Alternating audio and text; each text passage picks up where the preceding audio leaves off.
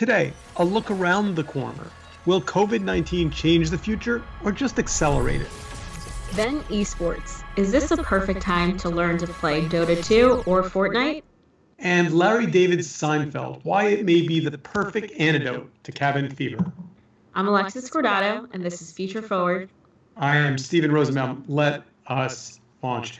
So I would like to say that this is unusual for us to be in our home office, but the reality, of course, is that this is how we produce this show every week. So listeners, viewers, nothing has changed for us except we're a little bit going stir crazy. A little bit, yes. just a little bit. Have you actually been outside? Have you gotten out of the apartment? 30 minutes today with a mask, with gloves, and luckily everyone in my neighborhood also had a mask and gloves. And so if you're listening to this, I hope you go outside, get your sanity walk in, and wear a mask.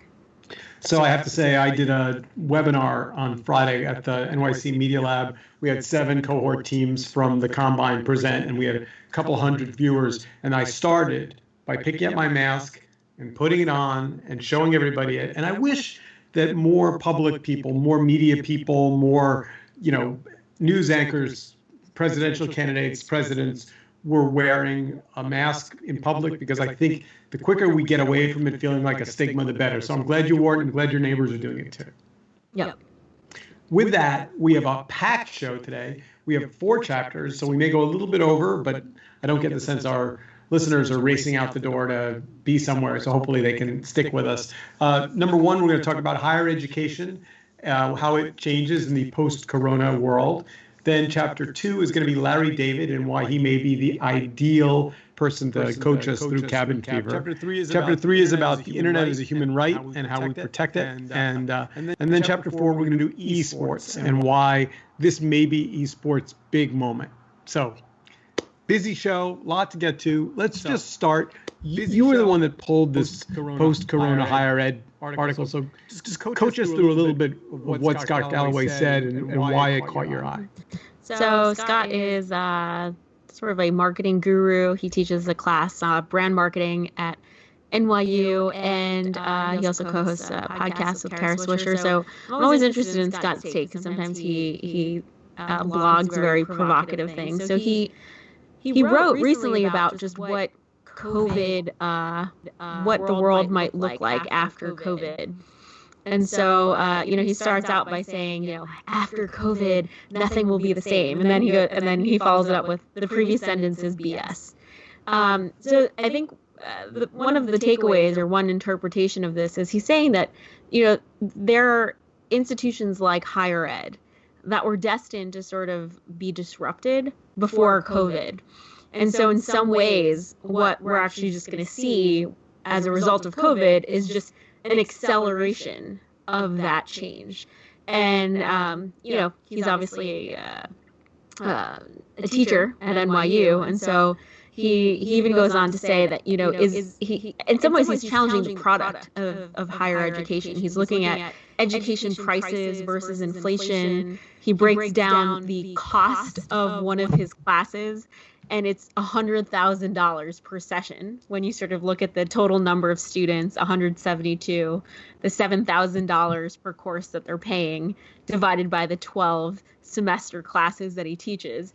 And so in some ways, he's saying that, the product itself, like, he's going to be found out, right? He's not worth, there's nothing he's saying that is worth $100,000, and that the delivery of him doing that in a physical classroom versus, say, an online format, right? Like we are now sort of forced to deliver the product virtually.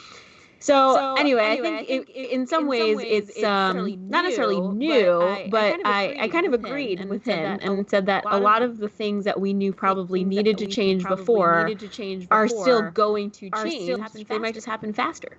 So we pivoted 4 weeks ago, the course that I teach on Fridays for 3 hours, which is a long course that has 30 students. This is the startup accelerator program called the Combine. And I'm a pretty digital guy. The students were pretty digital. My co-teacher was pretty digital. I was nervous. I'd never done a group session for long periods of time. it certainly went better than I expected. And as I was hearing you, I was thinking, would I almost go so far as to say it went better? And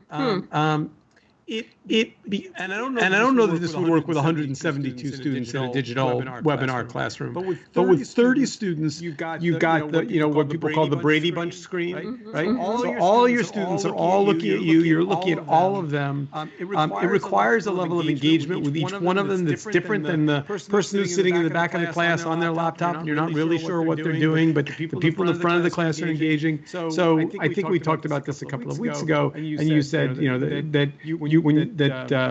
there's no back row. Right. There's no back row. There is no back row in digital. So now, Scott, I've seen and been on panels with, and I know him a little bit. He's very provocative, purposefully provocative. Sometimes he's dramatically wrong about things. At one point, a couple of years ago, he picked 4 companies that would change the world, and Uber was like the top of his list. Now, not so much. That being said, the one thing that is buried in this article, we'll put the links in the show notes. Way down at the bottom, he kind of says a little bit darkly, there will be schools that will survive and there will be schools that will fail. And the big successful schools with big endowments will make it around the bend, but a whole bunch of them won't. And I thought that was daunting and frightening, that that the university system, and to his point, I mean, there are people that have never been on Zoom before. There are people that have never done virtual meetings before. There are people that have never worked from home before, and now they all are. And some of them are not going to want to go back to the office. Right. And some companies are going to dramatically shrink the amount of real estate that they need. So it's going to accelerate change. I think that seems right. Right. I mean, and what's sad is a lot of these institutions as brands, if you think about them as brands, they've taken hundreds of years to sort of build up their reputation. And in maybe less than, a few years, they'll go extinct. Now, having said that, part of what I've been thinking about this morning is how does post-COVID, what happens to the startup economy in New York? And I'm going to be a little bit of an outlier here. I think it gets dramatically better. In what way? Well, if you think about people that are drawn to startups, they are inherently people willing to take big risks.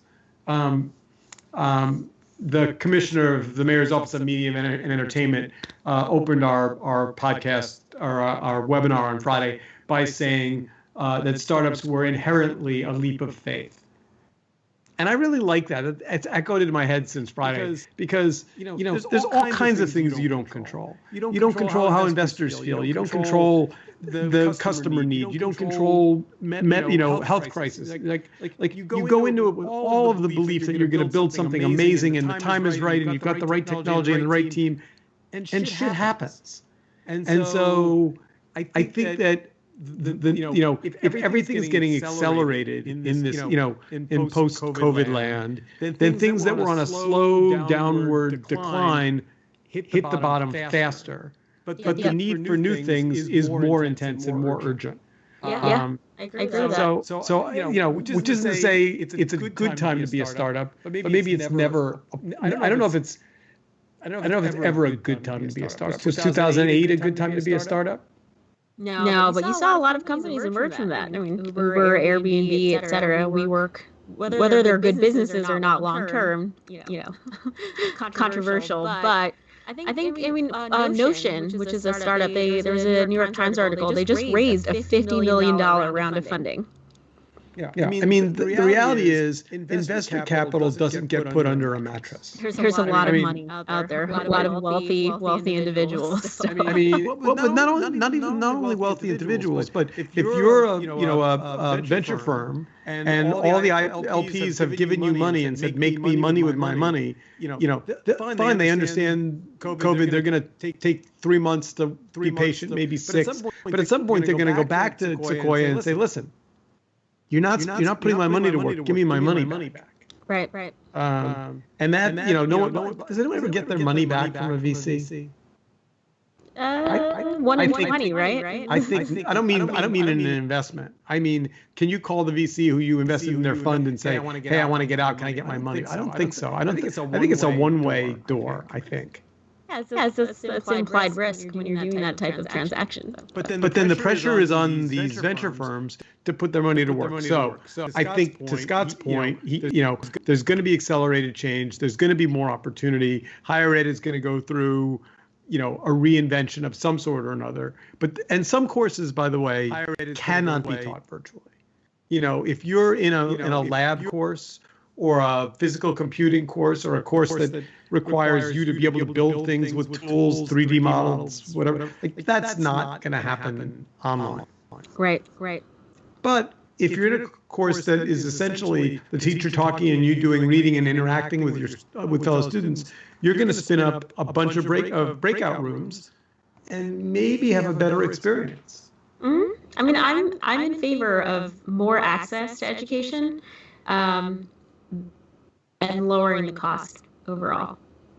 All right, let's move into chapter 2 just for something completely different. So the New York Times did a big interview with Larry David. I think it came out a day or so ago, and essentially, was comparing Seinfeld and his other show with this moment in time because Larry David is essentially the king of it's a show about nothing. And the Times headline was "Master of His Quarantine," which I thought was very funny. I have to confess, not because of this article, but days before, as I was looking for kind of a palate cleanser, last thing to watch before I went to sleep, I have found myself rewatching episodes of Seinfeld. Yep. It's funny. We went back and actually watched episodes of Curb Your Enthusiasm. Was it soothing? There was an aspect of nostalgia, right? There's just I want to get to a place where things feel normal, or I want to remember a time when you're just walking along Central Park West with a friend and you run into someone who you know, and I just want New York back. Yeah. So Seinfeld is like the stand-in or Curb Your Enthusiasm. Although Curb Your Enthusiasm is all in LA, right? No. Well, at least the season that I saw was actually in New York. Fascinating. I don't think I remember. There was Rosie O'Donnell, Larry David gets into like a tiff with Rosie O'Donnell, and they're playing baseball or softball in Central Park. So I pulled up an article from complex.com about the 10 best Seinfeld episodes. And we can debate this the top 10 of anything, but I will tell you, strangely enough, and I don't think I meant to, I have watched just in the last couple of days a couple of these. By coincidence. By coincidence. Not all of them. So I'll give you an example. I did watch the Bubble Boy episode. Mm-hmm. Which, if you don't remember, I was surprised. They never photographed the bubble or the boy. Right. It's all shot, which I thought was, I found myself wondering if that was a budget decision or a creative decision. Yeah. Like, just too damn expensive to build a bubble boy. We'll read it. And then I did watch the anti-Christmas, anti-Hanukkah episode the other day with the feats of strength and the silver pole. It's so funny. One of Matt's really good friends, he's getting married, and so not that there's a bachelor party that's booked, because who knows when things are going to happen, but he's obsessed with Seinfeld. There's a website called Cameo, CAMEO.com, and they sort of have like C-list celebrities and reality TV stars, and you can pay a fee, like sometimes it's $25 or $75 to record a personal video. So we can actually hire, and we talked about this the other day, hiring the Soup Nazi to do a little recorded video to kick off the bachelor party festivities. So somebody had one of those recorded the other day, and it was the former mayor of Chicago who went to federal prison. What? Yeah. Blagojevich. Yeah. And I my immediate reaction was, you're giving him money? I mean, I don't know what he charged, but whatever it was too much.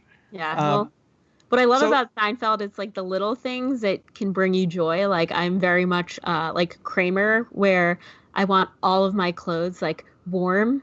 And so I love the idea of like wearing something like fresh out of the dryer. And I always think about Kramer when that happens. I think as this goes on, look, there is no doubt that, we're not all jumping out of the house in the next week or two or 3 or 4. And I think I could, I think the last time I went looking for solace in old repeats, I rewatched, this was, maybe after the election, I rewatched every episode of The West Wing in order. I'm also in the process of doing that too. I mean, it's wild how relevant it still is. Now, having said that, just because we're in TV for a moment, not all things are repeats. I'm wondering, are you watching anything on Netflix that you're enjoying? So I watched Love is Blind. I watched The Circle. Usually if there's like a lot of like talk on Twitter about something, I feel FOMO. I have yet to hit play on Tiger King, although everyone tells me that it's wild and zany, and I don't know how I feel about that. But I also got into Billions. I'm on season 3, started from the pilot. Very satisfying. So we watched the first hour of Tiger King, but I think, so we did a documentary for A&E, this has to be back 10 years ago, called Lion in My Backyard, about neighborhoods and individual quirky people that were collecting big cats and the problems it caused. So we're you were like the predecessor to I'm like, we've done this story already. We know these characters. Yeah, they're all nuts and horrible human beings. So we got about an hour into it and we bailed on it. That being said, we were trepidatious about season 3 of Ozark. Mm-hmm. And it is dark, but it's dark in a tangential kind of way to today. So we're finding that fulfilling. All right, so we're going to move on from the Larry David. Top 10. Larry Did David. you say that his lighting sensei was Tom Ford, by the way? Like he casually just threw that in there. Yeah, but by the way, but it was really good advice. Right. It was like, don't sit in front of a window, have a little bit of downlight. He had a whole. I should share that with a lot of people. Yeah. Yes, Tom Ford totally nailed it. That was good lighting advice. All right, so moving on to chapter 3. How do we detect if the government's the hand behind internet shutdowns? So this is from IEEE Spectrum, and I am doing a hour-long live, it won't be live to tape panel on Friday where we're bringing the band back together again to do what was going to be our South by Southwest panel about Section 230 and about whether or not that law is ready for to be reworked or dismantled. And we have the former commissioner of the Federal Election Commission as one of our guests. And so I've been thinking a lot about the role of the government in the internet. And, it's been interesting, for example, to watch Facebook more than almost anyone else try and get ahead of the fake news around COVID, Twitter to some extent as well. But I don't know if you remember, but Facebook released some errant AI code a week ago, and as a result, got all kinds of legitimate posts taken down for like a day and a half, getting flat, and then they fixed it. But this article, I thought really nailed a way that we could start to see internet shutdowns in real time through remote monitoring and human volunteers. Tell me why this isn't just exactly what we need to do. Was it not? I mean, did you read this and go, this is brilliant, or is there a flaw in it that I missed? No, I mean, I think it makes sense. It's some of it though is just I don't know, power incentive structures. Like there's an entire system that almost needs to be architected right around checks and balances. So one of the examples in the article was about the fact that Iraq's Ministry of Education orders shutdowns to prevent cheating during national school exams.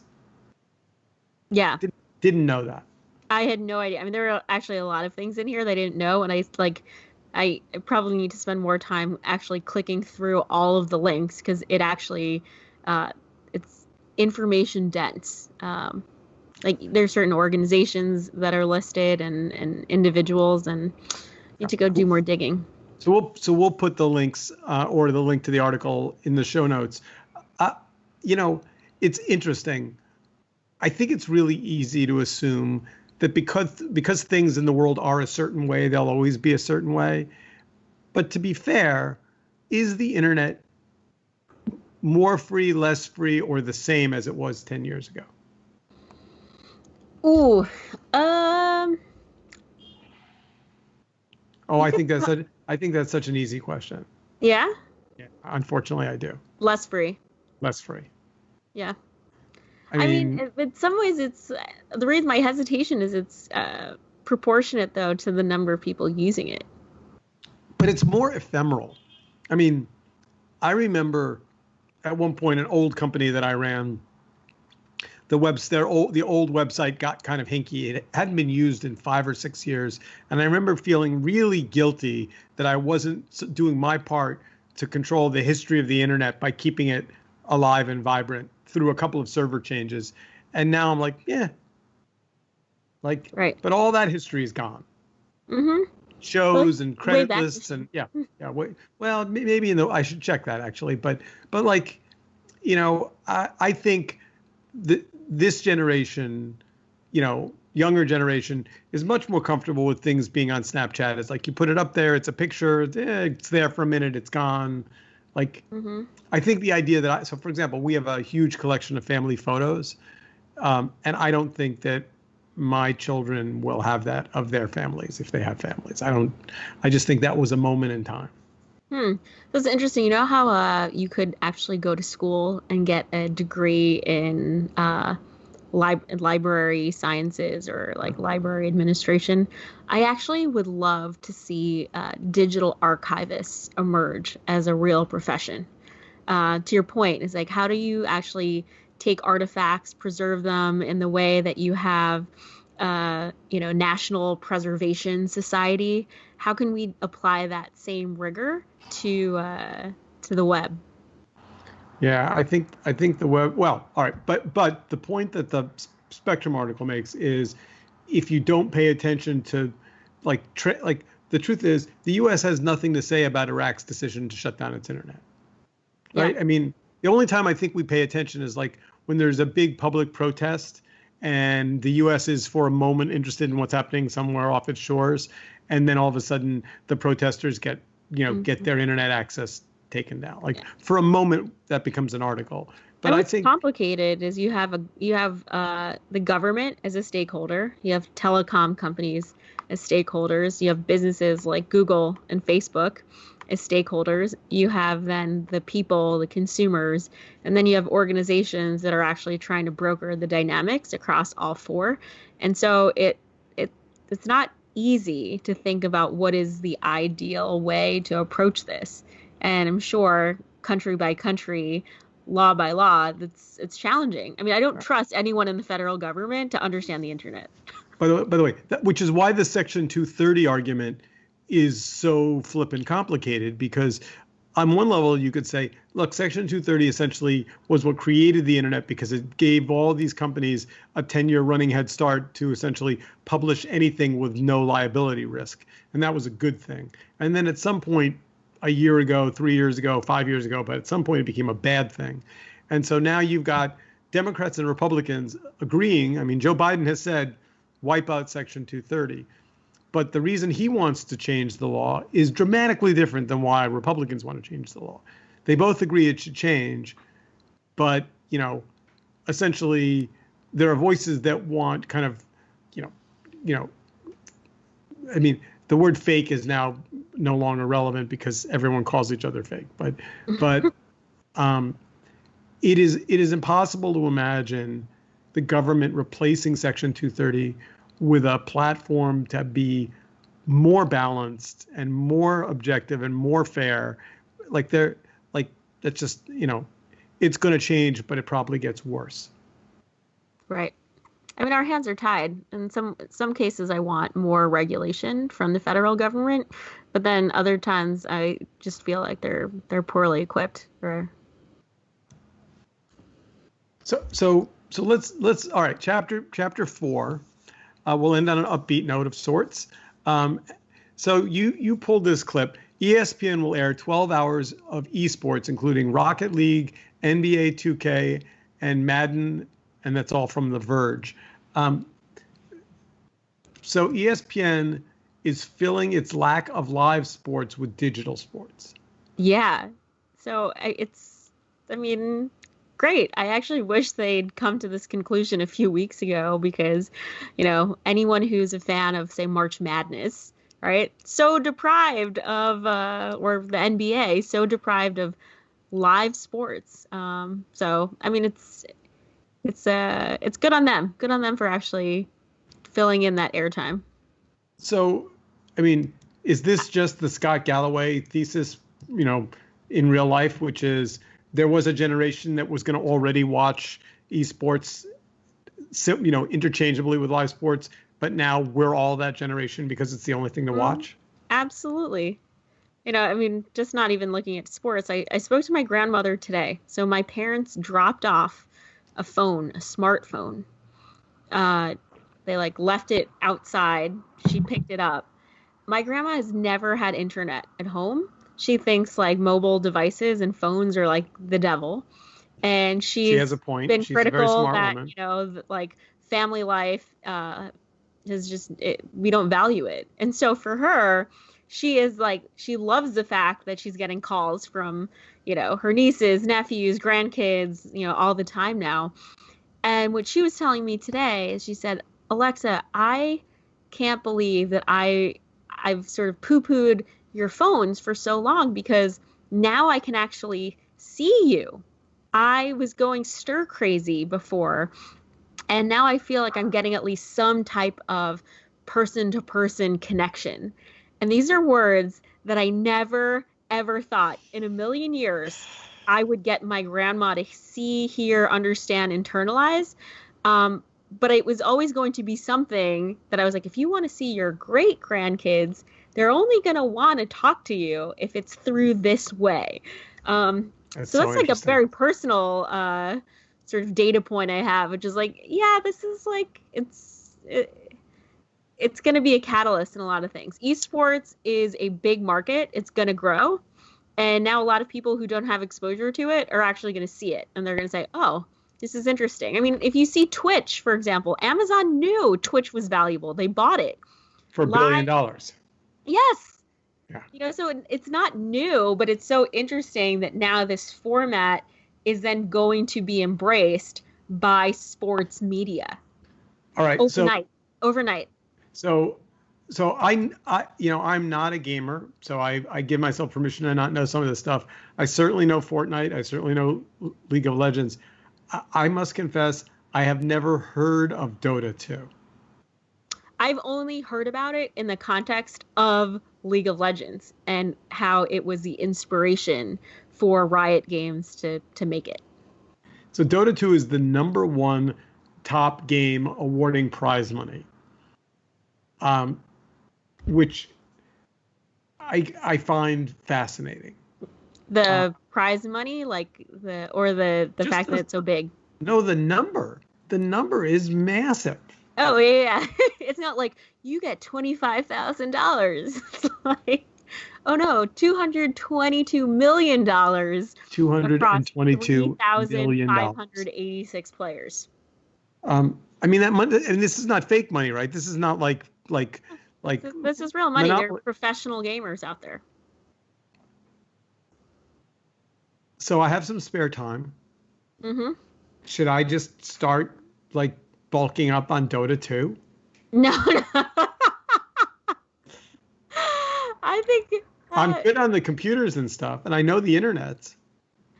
I'm not a gamer. But Matt plays video games. He downloaded the Star Wars game yesterday, and I just sat on the couch, and what amazed me about it was that it was like watching a movie. The graphics are crazy, and there are these very complex plot lines. The character development, it's wild. I mean, we've come a long way since Atari. Yeah, I think I might not have participated in that particular journey, but Dota 2, like, all right, so listeners, viewers, if you want to coach me, I could use some coaching. I would like a Dota 2 coach. Oh, video game coaching, is that a thing? Sure, it's like reverse mentorship, but for gaming and esports. How much? Need a TikTok coach. I got coaches when Snapchat became popular. I literally had like 22, 23-year-olds in my office sit down with me and give me a walkthrough. So next week when we are back together again virtually, I will have done my homework on Dota 2 and you will be able to show us at least one TikTok. Okay. That's it. All right. I may not be ready to be in a tournament yet, but I will find out where it lives on the internets and I will download it or web connect to it or whatever it is. Until then. Stay inside. Don't go to the drugstore. They deliver. Don't go to the supermarket. They deliver. Wear a mask. Walk the dog. Go back home. See you next week.